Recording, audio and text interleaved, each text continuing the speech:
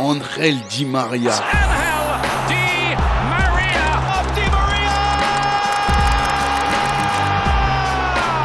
Un niveau de football incroyable, un QI foot de fou furieux et pourtant il est tellement sous-coté. Il a joué aux côtés des plus grands, à savoir Cristiano Ronaldo, Lionel Messi, Neymar ou encore Kylian Mbappé.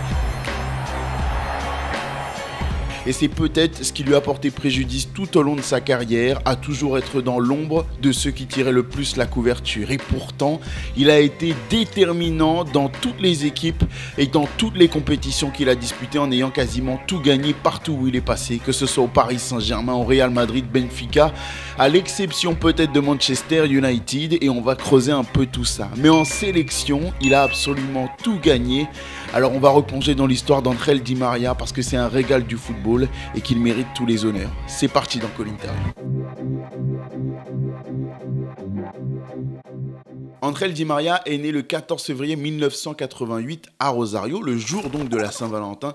Et quand on repense à tout le romantisme qui a accompagné le personnage et la carrière d'Ángel Di María, on se dit que la vie est plutôt bien faite. Quelques mois plus tôt, c'était Léo Messi qui voyait le jour à quelques centaines de mètres de là. Et on va le voir au cours de cette vidéo, mais leurs destins sont intimement liés aux deux hommes. Ils ont accompli beaucoup de choses ensemble. Ángel Di María, on l'a toujours connu à courir aux quatre coins du terrain pour faire les efforts défensifs, se dépenser, mais également, surtout même, perturber les défenses adverses. Mais cette activité n'était rien quant à l'énergie qu'il avait en étant gamin. Il était sujet à de l'hyperactivité qui a, on va dire, compliqué un petit peu la donne pour les parents qui devaient canaliser leur petit enfant.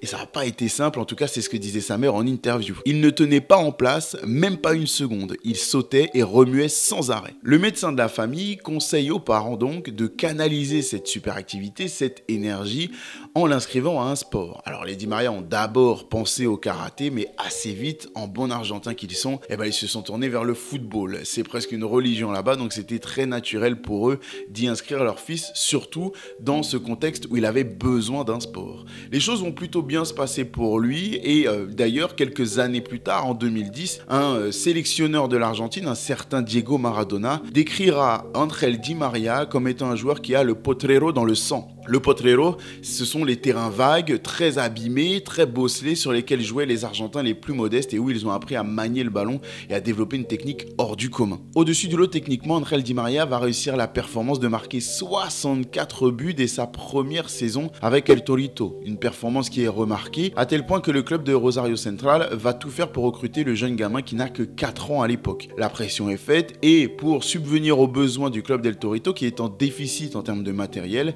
le transfert d'Ángel Di María, il va pas générer de l'argent, non, mais 26 ballons. Et donc, Ángel Di María est déjà déterminant pour le club local dont il a porté les couleurs ne serait-ce qu'une saison. Les choses se passent plutôt bien, il arrive donc à Rosario Central en 1992, il fait ses gammes jusqu'en 2005 et dans l'adolescence, les choses ne sont pas faciles pour lui. Il va beaucoup aider son père qui est charbonnier et qui peine à joindre les deux bouts et subvenir aux besoins de sa famille. Donc entre les entraînements et l'école, Ángel Di María va porter des tas et des tas de charbon par sac ou parfois même à main nue simplement et quand même se présenter aux entraînements. D'ailleurs, ses coéquipiers se souviennent de lui comme un gamin qui n'arrivait pas avec la même allure que tous les autres à tous les entraînements de la semaine. Il y a des jours où il se rendait à l'entraînement avec les mains noires de charbon et parfois même des coupures. Reconnaissant de tous les sacrifices faits par sa famille afin de le porter au plus haut niveau du football, une fois transféré en Europe, Ángel Di María va implorer son père d'arrêter de travailler et quitter cet emploi qui est usant à la fois psychologiquement mais surtout physiquement. Et pour convaincre son père d'arrêter de travailler, il va simplement acheter une énorme maison pour son père, sa mère mais également ses sœurs et les mettre tous à l'abri. Oui, ce sont des gestes qui sont assez récurrents dans le monde du football, notamment le football sud-américain, une fois que les joueurs ont percé et réussi à atteindre l'Europe. Mais pour Ángel Di María, ça permet de comprendre l'attachement qu'il a envers sa famille et surtout les valeurs qu'il défendra tout au long de sa carrière. Mais l'Europe, ce sera pas pour tout de suite dans la carrière de Di María qui va bien faire ses débuts professionnels avec Rosario. Ce sera le 15 décembre 2005 à l'âge de 17 ans seulement. La première saison va plutôt bien se passer. Il va disputer 4 matchs de Copa Libertadores et 10 matchs de championnat. Il n'aura été décisif à aucune reprise lors de cette première saison, mais ses performances remarquées, son investissement lui permettent d'obtenir une une place de titulaire pour sa deuxième saison. Et c'est là qu'il va montrer davantage de choses. Les obstacles qui se mettent sur la route de Di Maria, ils sont plutôt physiques, parce que le joueur est assez fin, même chétif, d'où le surnom qu'il va recevoir et qui lui colle encore à la peau aujourd'hui, El Fideo, qui signifie le vermicelle. Mais pour compenser ces carences physiques, Di Maria va faire preuve d'une qualité technique incroyable, des dribbles et une vista hors du commun qui vont aller jusqu'à séduire la fédération qui fera appel aux joueurs pour le mondial des moins de 20 ans qui se déroule au Canada, compétition durant laquelle Di Maria va exprimer tout son talent et surtout se montrer aux yeux des recruteurs européens. Il n'est pas titulaire sur le début de la compétition, mais il fera la différence pendant la phase finale et s'inscrira dans le 11 qui démarrera les matchs jusqu'au bout de la compétition à partir de ce moment-là. Décisif en huitième, en quart, puis en demi. Malheureusement, une blessure lors de ce dernier match l'empêchera de disputer la finale, mais l'Argentine va quand même aller au bout et remportera ce match décisif face à la Tchéquie 2-1. L'Argentine est sacrée, les recruteurs ont déjà vu Di Maria et ont eu envie de le recruter et ça va d'ailleurs agiter plusieurs gros clubs à l'international. Il y a d'abord Boca Juniors, mais il y a également Arsenal qui se positionne. Mais finalement, malgré l'intérêt de ces grosses écuries, c'est le Benfica Lisbonne qui va hériter du transfert du joueur. C'est un tremplin qui est connu et parfait pour les joueurs sud-américains et André Di Maria va être sensible à ce détail et signé au Portugal pour pas moins de 8 millions d'euros. La première saison d'André Di Maria du côté de l'Europe et de Benfica, elle n'est pas forcément flamboyante. Non, statistiquement parlant déjà, on parle d'un seul but, 6 passes décisives, le tout en 45 matchs disputés. Et les raisons derrière cette contre-performance, elles sont assez simples à aller chercher. La première, c'est que le joueur est encore très jeune, il n'a même pas encore 20 ans, et que physiquement, tout n'est pas encore au point pour disputer les meilleurs matchs face aux meilleurs défenseurs en Europe. Il est encore trop frêle, se fait bouger dans les duels et a du mal à s'adapter. Il faudra donc au moins cette saison pour comprendre les dessous du football européen et changer son style de jeu, voire même changer son aspect physique. Pour retrouver le sourire, il peut compter sur la sélection. Après avoir été sacré lors de la Coupe du Monde des moins de 20 ans, le joueur va retrouver sa sélection, cette fois-ci l'équipe A, pour disputer les Jeux Olympiques 2008. Et pour aller chercher la médaille d'or, objectif de l'Argentine, il faut une équipe en or. Du coup, entre le milieu de terrain et l'attaque argentine, il y a de quoi faire. Mascherano, Gago, Riquelme, Messi, Kun Agüero et donc André Di Maria. Lors de ce tournoi, André Di Maria il va offrir 3 passes décisives, marquer 2 buts, dont ce magnifique lob qui sera le seul but de la finale face au Nigeria et qui va donc permettre à l'Argentine de remporter cette médaille d'or. Après avoir été, je vous l'ai dit, sacré champion des moins de 20 ans, champion du monde des moins de 20 ans, il chope donc cette médaille d'or olympique avec l'équipe d'Argentine. Il revient donc requinqué, plein de confiance. Alors non, sa deuxième saison avec Benfica ne sera pas plus prolifique que la première, mais quand même, le joueur évolue, mentalement il devient un tout autre homme, un tout autre joueur, et emmagasine de l'expérience, de la confiance en lui, et surtout continue d'intégrer les petits secrets d'ici et là du très haut niveau. Mais surtout, c'est le début de son histoire d'amour avec l'équipe A de l'Argentine, qui va, on va le voir au cours de cette vidéo, être tumultueuse, certes, mais chargée en émotions et également positive. C'est en 2010 qu'André Di Maria va tout casser en Europe. Il lui aura donc fallu 2 saisons pleines pour digérer ce transfert, s'adapter à sa nouvelle vie et à ce nouveau football. Mais une fois lancé, plus rien ne peut l'arrêter. Il est l'un des artisans majeurs de l'épopée réussie par Benfica, à savoir remporter le championnat et la Coupe de la Ligue portugaise, et va également être très important dans le parcours réalisé en Europa League, avec son triplé de passes décisives en phase de poule contre Everton, et au total sur sa saison, c'est 19 passes décisives distribuées et 10 buts marqués. C'est une saison exceptionnelle qui permet donc d'attirer le regard des plus gros cadors de la Ligue des Champions qui sont tous sur le coup. Manchester United, le Milan AC, Chelsea également et le Real Madrid. Et c'est d'ailleurs le Real qui va faire le forcing pour recruter le joueur. Pendant qu'il part du côté de la Coupe du Monde en Afrique du Sud, son club de Benfica continue de négocier avec le Real Madrid pour que le transfert se fasse le plus vite possible. C'est un peu la façon de faire du Real Madrid. Ça va finalement aboutir à un accord autour de 33 millions d'euros et la nouvelle, Angel Di Maria va la prendre en pleine compétition en Afrique du Sud. Le joueur, il continue d'être performant avec la sélection, avec l'équipe A de la sélection avec laquelle il s'est installé, en étant titulaire à 4 reprises sur les 5 matchs disputés sur l'entièreté de la compétition par l'Argentine. Finalement, il ne pourra rien éviter dans l'humiliation subie par les Argentins face à l'Allemagne en quart de finale, défaite 4-0, mais individuellement parlant, Angel Di Maria est lancé. Il intègre le plus grand club du monde, à savoir le Real Madrid, et c'est une autre vie, une autre carrière qu'il est sur le point d'embrasser.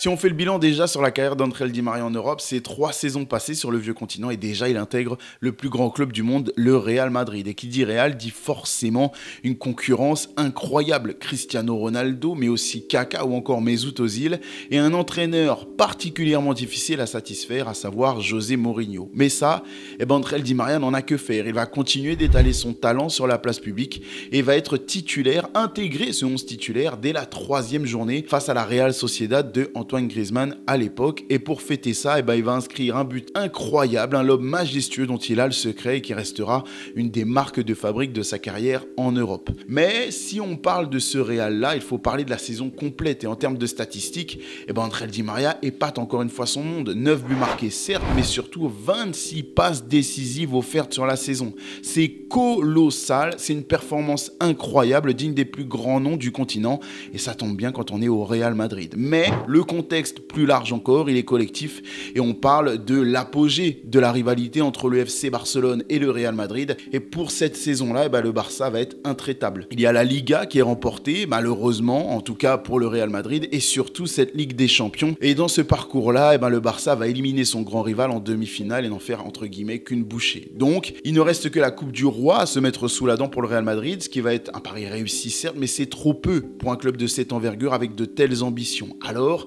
il faut réagir et les merengues vont le faire de la plus belle des manières en sortant une saison 2011-2012 d'anthologie. On parle de 32 victoires et de 100 points au compteur en Liga. C'est un record atteint par José Mourinho qui envoie la meilleure des réponses possibles à tous ses détracteurs et qui prouve que oui, le Real Madrid n'est pas terminé devant ce FC Barcelone-là. Sur cette saison 2011-2012, Angel Di Maria, il est handicapé par des blessures, beaucoup de déchirures musculaires qu'on peut assez facilement lier à sa suractivité, à sa surperformance de la saison passée et de celle-ci, mais quand même ça l'empêchera pas de signer 16 passes décisives et surtout un passage hors du commun entre octobre et novembre, pendant lequel en 5 matchs il va offrir 9 passes décisives. Vous l'avez compris, Angel Di Maria brille, impressionne tout le monde, même au sein du Real Madrid, et ça, c'est une sacrée performance. La Liga c'est bien, mais quand on est le Real Madrid, on aspire à d'autres choses, à d'autres trophées, celui des étoiles, la Ligue des Champions. Parce que le dernier sacre, celui de Glasgow, celui de la reprise de volée d'anthologie de Zinedine Zidane, il remonte déjà à 2002, une éternité pour ce club. Alors c'est parti, 2012, demi-finale face au Bayern Munich, perdu au tir au but, et cette frappe qui va partir dans les airs, signée Sergio Ramos. 2013, demi-finale encore, allemand encore, cette fois c'est le Borussia Dortmund, et son attaquant insatiable, Robert Lewandowski, va claquer un quadruplé lors de la demi-finale aller, et avoir raison des espoirs merengues. Alors il faut prendre une décision parce que ça ne suffit pas, il faut changer quelque chose et tout est à oublier sur cette saison. Angel Di Maria, lui personnellement, il reste dans ses standards et même si cette saison est à oublier, il y a quand même cette action mythique en demi-finale de la Copa del Rey face au FC Barcelone et Carles Puyol où Di Maria va le mettre sur les rotules, je sais pas s'il y a d'autres mots, avec une double feinte de corps qui va faire un grand écart à Carles Puyol. Ça on le garde, c'est dans les mémoires des amoureux du foot, mais en termes de trophées, on n'y est toujours pas. Alors le Real prend des décisions. On se sépare de José Mourinho et on opte pour le spécialiste de la compétition phare, Carlo Ancelotti, le mister. Mais pas que, on va recruter aussi fort Gareth Bale, le joueur qui a crevé l'écran sur cette saison du côté de Tottenham. Et cette recrue-là, elle va inquiéter Angel Di Maria parce que sur le papier, c'est du poste pour poste. Et l'Argentin a tellement de doutes qu'il va même tenter un départ et commencer à discuter avec les autres clubs européens. Mais il y a l'intervention de Carlo Ancelotti. Au cours d'une discussion, le mister va réussir à convaincre Angel Di Maria Maria que son rôle sera très important au Real, même si c'est dans un autre registre et surtout dans une autre position. C'est la trouvaille de Carlo Ancelotti sur cette saison. Il va replacer André Di Maria au milieu de terrain, aux côtés de Xabi Alonso et de Luka Modric. Ça va être la masterclass d'André Di Maria au Real. Il va signer sa meilleure saison, et pas que dans les statistiques, mais quand même. On parle de 11 buts sur cette saison et 26 passes décisives. Son meilleur total a été atteint de nouveau. Il a battu celui qu'il avait réussi lors de sa première saison en termes de buts marqués, avec 2 buts de plus. Bref, grosse saison, mais comme je vous l'ai dit, l'important il est aussi dans la performance, pas que dans les chiffres. Parce que ce que a réussi André Di Maria, il le fait aussi dans les meilleurs moments possibles, à savoir la phase à élimination directe de la Ligue des Champions. Le joueur enchaîne et est décisif à toutes les rencontres, à savoir 8 fois où il est impliqué dans un but pour le Real en 6 matchs disputés. Cela prouve le poids qu'il a pris au sein de cette équipe et surtout le rôle indispensable qu'il peut jouer match après match. On arrive à cette finale face aux Colchoneros, le grand rival local du Real Madrid, pour une finale d'anthologie. Le Real est d'ailleurs mené dans ce scénario complètement fou jusqu'à la 93e minute. Le reste, vous le connaissez, égalisation de Sergio Ramos à la 93e minute sur corner. Et puis ensuite, c'est la masterclass d'André Di Maria qui va, sur le but du 2-1, offrir, après une action incroyable, la balle en or à Gareth Bale. 2-1, le Real Madrid derrière déroule, 4-1. André Di Maria est sacré avec le Real Madrid champion d'Europe, mais en plus de ça, il hérite du titre honorifique, certes, mais de meilleur joueur de cette finale de Ligue des Champions. Vous l'avez compris, il est à l'apogée de sa carrière, à l'apogée de son passage au Real, mais l'histoire d'André Di Maria, elle est pleine de rebondissements. Au top avec son club, il veut l'être aussi avec sa sélection. Et le Mondial 2014 est l'opportunité parfaite pour ça au Brésil. Ça permettrait d'avoir le scénario rêvé pour ramener la Coupe du Monde en sélection en Argentine. Il va donc débuter la compétition comme titulaire aux côtés de son copain Léo Messi, et l'Argentine va dérouler pendant cette phase de poule sans accroc, se qualifier pour le reste de la compétition. Mais là, dès les huitièmes de finale face à la Suisse, les choses commencent à coincer un petit peu. On est obligé d'en passer par des prolongations et c'est André Di Maria à la 118e minute qui va faire la différence et permettre de qualifier l'Argentine grâce à ce but merveilleux dont il a le secret, parce qu'Andrelito, c'est un homme important dans les moments importants, mais surtout un homme qui marque des buts de fou furieux. Derrière, c'est le quart de finale face à la Belgique, et là, c'est la tuile. André Di Maria se blesse, déchirure musculaire qui fait qu'il est obligé de quitter ses partenaires pendant ce quart de finale. Ils vont tout de même réussir à se qualifier, 1-0, mais il sera donc absent pour les demi face aux Pays-Bas. Et son absence, elle inquiète beaucoup parce qu'on a déjà la vue sur la finale. Alors on ne va pas sauter les étapes, il y a bien une qualification au tir au but face aux Pays-Bas qui était un gros morceau. Mais la finale inquiète. André Di Maria va-t-il être titulaire? Va-t-il pouvoir même entrer pendant cette rencontre? C'est la grosse question que tout le peuple argentin se pose, au vu de l'importance qu'il a pu prendre à la fois au Real Madrid mais également en sélection. Lui ne veut pas en entendre parler, n'a aucun doute, il veut jouer, il se sent apte à jouer et peu importe son état physique, il pense qu'il peut aller au bout. Je n'étais pas à 100% mais bien à 90%. On m'a dit que si je me cassais la jambe, je ne pourrais plus jouer au football, mais je m'en fichais. C'était la finale du mondial. Par contre, s'il y a bien une personne physique et morale qui ne se moque pas de l'état de santé d'André Di Maria et de ce que ses conséquences peuvent engendrer, c'est le Real Madrid. Parce que oui, avec le recrutement de James Rodriguez et de Toni Kroos pendant l'été, le club s'est mis en tête de se séparer de son génie argentin et va même espérer la meilleure offre possible pendant cet été-là. Alors, hors de question pour le club du Real de risquer une blessure. Le joueur est déjà blessé, n'est pas en état d'être à 100% pour cette finale et va donc mettre la pression auprès de la fédération argentine, mais également auprès du joueur en l'informant via une lettre qu'il ne faut prendre aucun risque. Du coup, toute cette manigance, André Di Maria en prend conscience alors qu'il est encore avec sa sélection, n'avait pas idée de ce qui se tramait du côté du Real, en tout cas pas concrètement, et va pas vraiment digérer cette nouvelle. J'ai tout de suite su ce qui se passait, je savais qu'ils allaient me vendre pour faire de la place, ils ne voulaient donc pas que leur actif soit endommagé, c'était aussi simple que cela. C'est l'affaire du football que les gens ne voient pas toujours. La Maison Blanche met donc une énorme pression sur la sélection mais également sur le joueur pour que Ángel Di María ne se blesse pas davantage et ne dispute pas cette finale et soit resté sur le banc tout le long du match. C'est une attitude, un geste que, après tous les services rendus à ce Real Madrid, le joueur a du mal à encaisser. Il le sait déjà, peu importe l'issue de cette finale et peu importe l'issue du mercato, son histoire d'amour avec le Real Madrid est déjà bien terminée. Finalement, c'est bien du banc qu'Ángel Di María verra la finale de cette Coupe du Monde se jouer, à son grand dam, mais c'est aussi du banc qu'il verra le but d'anthologie de Mario Götze permettre à l'Allemagne de ramener ce trophée à la maison. L'Argentine rentre bredouille et derrière, les choses s'enchaînent et peut-être un petit peu trop vite pour le joueur, à hauteur de 80 millions d'euros. Mais malgré l'enthousiasme qu'il y a autour de tout ce transfert-là, avec, on l'a dit, Manchester United qui attend le joueur comme un Messi, il sort de grosses saisons au Real Madrid, a été un acteur majeur du dernier sacre merengue en Ligue des Champions, sort d'une grosse Coupe du Monde malgré ses blessures et a ce profil de attaquant, ailier mais également relayeur qui peut permettre à Manchester United d'avoir un joueur phare qui lui redonne un petit peu ce niveau dans l'effectif et surtout la perspective de trophée, de rejouer les premiers rôles déjà nationalement parlant, mais également à l'international. Il y a aussi cette preuve de confiance qui est attribuée au joueur avec ce fameux numéro 7 qui était précédemment porté par George Best, David Beckham, Eric Cantona ou encore Cristiano Ronaldo. Mais malgré ça, ça ne prend pas. Ángel Di María ne fera qu'une saison à Manchester et à Old Trafford. Et on va un petit peu éclaircir les dessous de tout ça. Pour bien comprendre ce que représente Manchester United et cette aventure mancunienne aux yeux d'Ángel Di María, je vais vous parler de cette anecdote entre Omar Da Fonseca, qu'on connaît tous, et Ángel Di María lors d'une interview. Omar va interroger son compatriote en lui disant qu'il y a certainement une erreur sur sa page Wikipédia parce qu'il y a la mention de Manchester United sur son parcours professionnel. Les deux hommes rigolent parce qu'évidemment il y a plein d'ironie derrière ça, et Ángel Di María dira, en rigolant effectivement, c'était bien une erreur, mais il ne parle pas de la page Wikipédia, il parle bien de toute cette aventure mancunienne. Retraçons ça ensemble. Je vous l'ai dit, il y a ce mondial qui est difficile à digérer parce que la saison a été éprouvante pour Ángel Di María qui sort des masterclass sur masterclass avec le Real Madrid et qui derrière doit enchaîner le mondial avec sa sélection.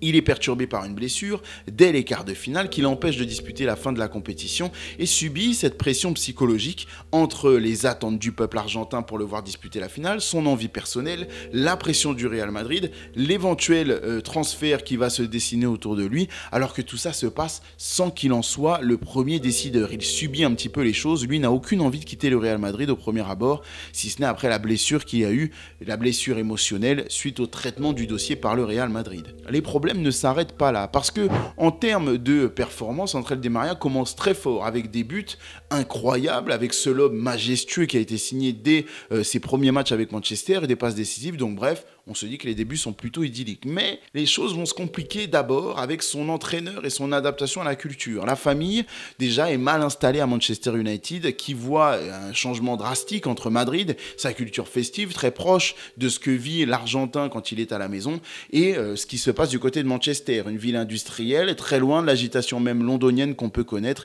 et en termes de nourriture, je vous en parle même pas. Bref, ça ne matche pas dans la culture, mais on peut faire preuve de patience pour que ça fonctionne un peu plus tard, à l'image de nombreux joueurs sud-américains qui ont réussi à performer en Première Ligue. Mais il y a aussi des accros avec Louis van Gaal, l'entraîneur de Manchester United, qui a une attitude un petit peu atypique qui ne matchera pas non plus avec les caractéristiques personnelles et émotionnelles d'Ángel Di María. L'entraîneur a tendance à montrer des points négatifs du jeu du joueur alors que lui a besoin d'être mis en confiance et attend plus de soutien de la part de son entraîneur. Mon problème à Manchester, c'était l'entraîneur. Van Gaal a été le pire de ma carrière. Je marquais, je faisais des passes décisives et le lendemain, il me montrait mes passes manquées. 32 matchs disputés, 4 buts et 11 passes décisives. Pour une première saison, avec le contexte qu'on vient de décrire pour Ángel Di María, on est loin d'un énorme flop de la part de l'Argentin et de la recrue qu'il représente du côté de Manchester United. Mais on connaît United, on connaît Old Trafford, les attentes directes et surtout de la presse anglaise qui ne manque pas les étrangers lorsqu'ils se ratent un petit peu. Mais tout de même, il y a aussi le problème extra-sportif qui vient se poser pour Ángel Di María. La famille a du mal à s'adapter, je l'ai dit, les problèmes avec le coach, mais également ces soucis qui sont beaucoup plus violents. La famille est victime d'un cambriolage alors que le joueur est en déplacement avec son club de Manchester. Et bien que le cambriolage se passe en son absence, la fille et l'épouse du joueur sont présents sur les lieux au moment des faits ne vont jamais se retrouver en confrontation directe avec les ravisseurs, selon la source policière de l'époque, mais tout de même vont être choqués par la violence de la scène et la violence émotionnelle que cela peut provoquer chez elle. Derrière, Ángel Di María ne se voit plus rester en Angleterre, ne se sent plus en sécurité et voit bien que sa fille a été particulièrement touchée émotionnellement par ce traumatisme. À partir de là, il n'était pas raisonnable de rester là-bas. Ma famille n'allait pas bien, ma fille, alors âgée de 2 ans, souffrait. Donc le plus important était de partir. Je vous l'ai dit, c'était une aventure très brève, une aventure à oublier pour Ángel Di María, tant sur le plan sportif que sur le plan émotionnel et privé. Il va donc quitter Manchester United pour rejoindre le Paris Saint-Germain, une belle porte de sortie pour le joueur et un transfert à hauteur de 63 millions d'euros.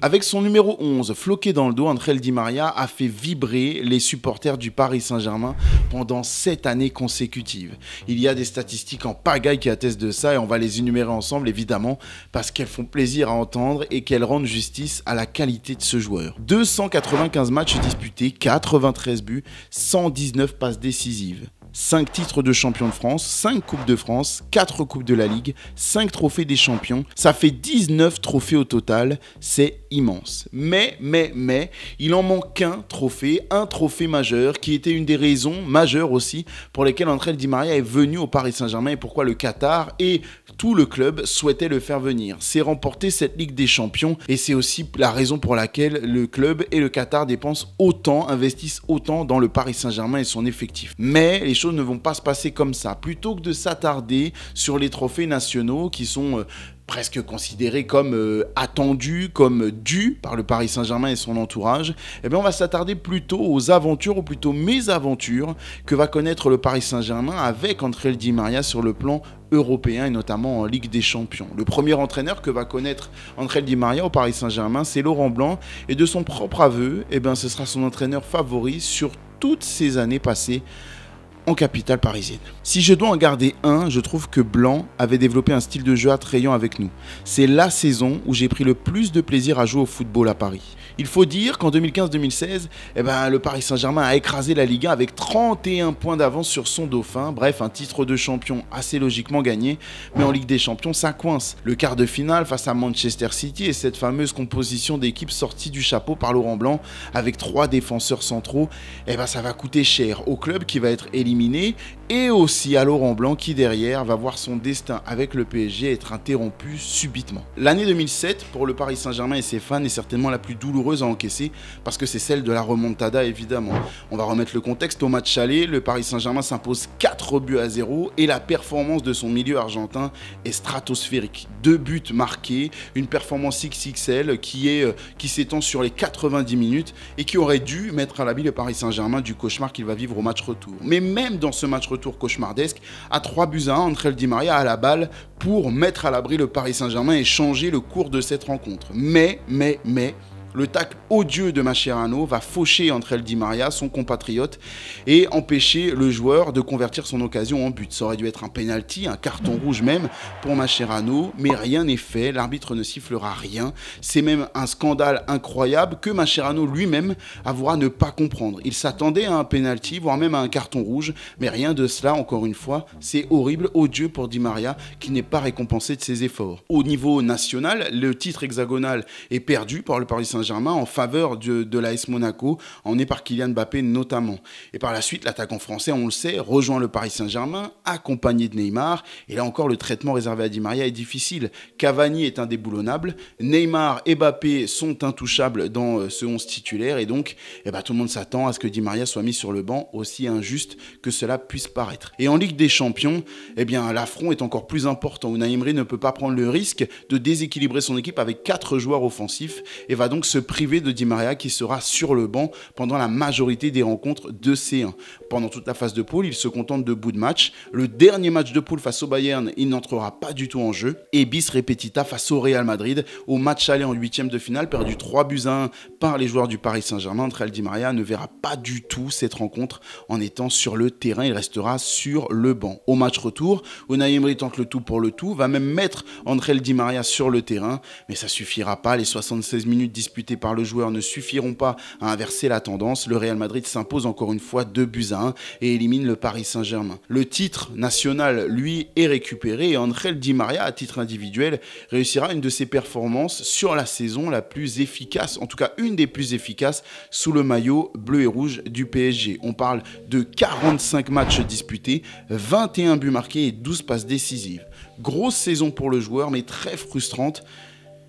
C'est encore une fois à l'image du sort qui est réservé à Ángel Di María, qui malgré ses performances incroyables, son statut de joueur très important dans le jeu, comme au Real Madrid, comme à Manchester United et encore une fois au Paris Saint-Germain, n'est pas respecté à sa juste valeur.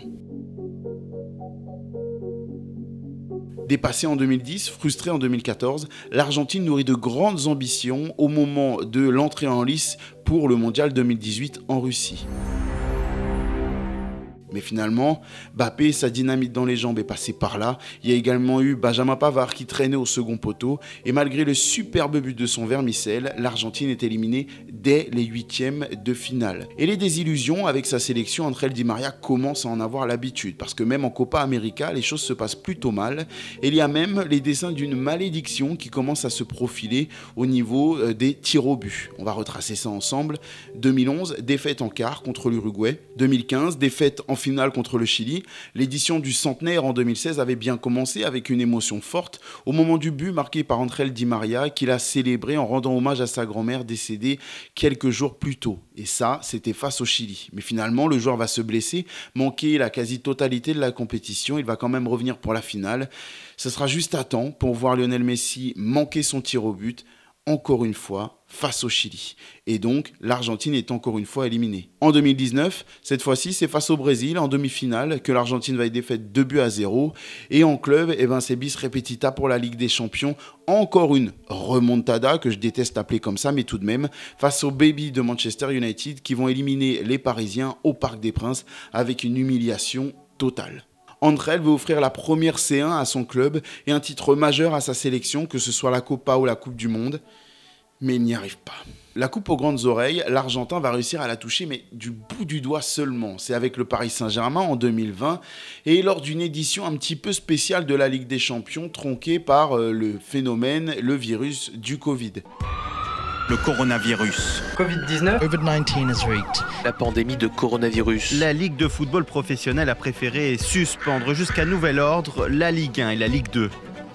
Le Paris Saint-Germain va réussir à se qualifier pour la finale du Final 8 à Lisbonne contre le Bayern. Mais ironie du sort, c'est un ancien de la maison parisienne, un ancien joueur formé au Paris Saint-Germain, Kingsley Coman, qui va marquer le seul et unique but de la rencontre en faveur du Bayern et donc permettre au Bayern de Munich de remporter sa Ligue des Champions devant le Paris Saint-Germain. Mais la bonne nouvelle quand même, c'est qu'au niveau national, il y a un triplé qui est réussi par le Paris Saint-Germain avec les deux coupes plus le championnat qui est remporté, qu'Ángel Di María réussit à passer la vingtaine de passes décisives sur cette saison. Il est toujours aussi affluent, toujours aussi performant individuellement parlant. En 2021, lui comme le PSG ne peuvent rien faire. Ils sont battus à plat de couture par le City de Pep Guardiola et surtout de Riyad Mahrez.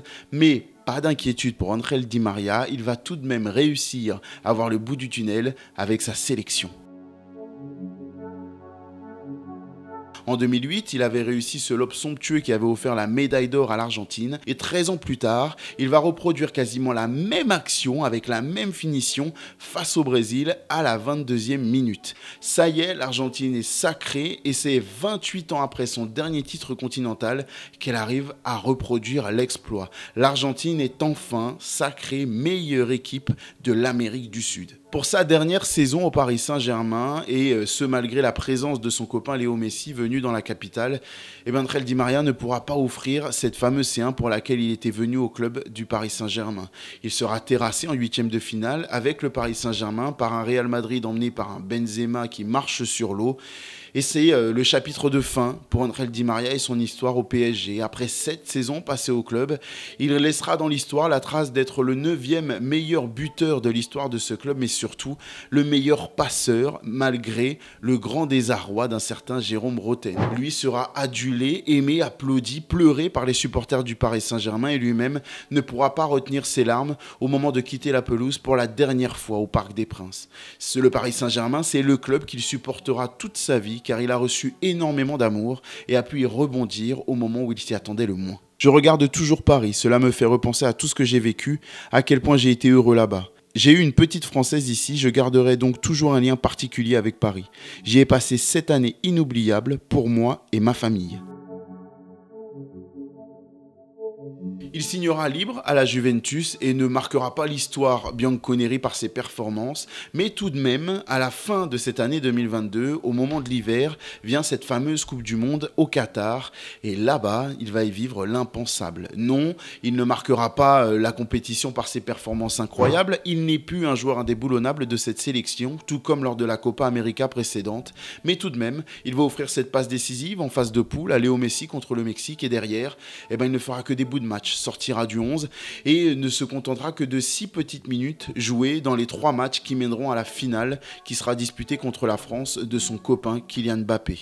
Pendant cette finale, oui, on va lui faire confiance parce qu'encore une fois, oui, Ángel Di María, c'est l'homme des grands rendez-vous et il répondra présent en donnant raison à son sélectionneur. Il va d'abord provoquer ce pénalty aux grandes dames de Ousmane Dembélé qui va le pousser dans la surface de réparation. Pénalty tiré par la Pulga et transformé 1-0. Derrière, il marquera le deuxième but face à l'équipe de France, 2-0. L'Argentine semble être partie pour remporter ce titre, mais bon, vous connaissez la suite. L'équipe de France revient au score et cette fois-ci, les dieux du foot ont décidé d'être en faveur de l'Argentine lors d'une séance de tir au but. L'Argentine est sacrée, ça y est, Ángel Di María a réussi son plus grand rêve, celui d'être champion du monde avec le maillot de l'Albiceleste.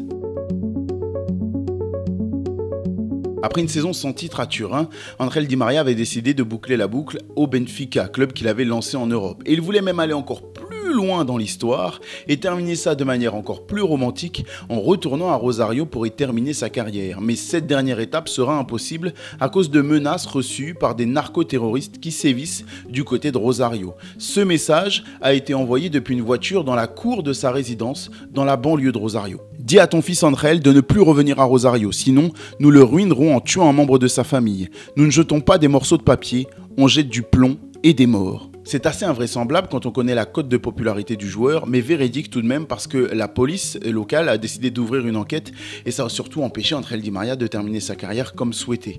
La cote de popularité dont je vous parlais, elle a encore pris une ampleur différente, beaucoup plus importante, après le dernier sacre de l'Argentine en Copa América et cette finale victorieuse contre la Colombie. À l'issue de cette finale, Ángel Di María a décidé de prendre sa retraite et a même eu droit à un bel hommage récemment, organisé par la sélection argentine avec un beau message de Léo Messi dedans. Lui qui a tant galéré à faire gagner l'Argentine, finalement terminera sa carrière sur 3 titres consécutifs remportés avec sa sélection. Et en termes de chiffres, il n'a pas à rougir, notre cher ami Ángel Di María. 145 sélections pour 31 buts et 32 passes décisives. La rumeur veut qu'Ángel Di María rejoigne son ami Léo Messi du côté de la MLS à Miami. On verra ce que l'avenir nous réserve, mais pour ce qui est du constat et du passé, on pourra apprécier le fait qu'Ángel Di María a joué aux côtés des plus grands noms du football, Cristiano Ronaldo, Léo Messi, Mbappé, Neymar et d'autres, mais surtout, il aura fait partie des plus grands par son adaptation, par sa qualité de football, par sa détermination et surtout le romantisme qu'il a su apporter au sein d'un sport qui en a tant besoin. Les amis, moi je garde d'énormes souvenirs de ce joueur, mais vous, dites-moi en commentaire ce que vous pensez de lui. Est-ce que vous en avez des bons souvenirs? Est-ce que vous trouvez qu'il est sous-coté ou au contraire sur-coté? Dites-moi ça en commentaire. On se retrouve très vite pour un nouvel épisode de Call Interview avec une autre histoire parce que j'adore ça. Allez, ciao!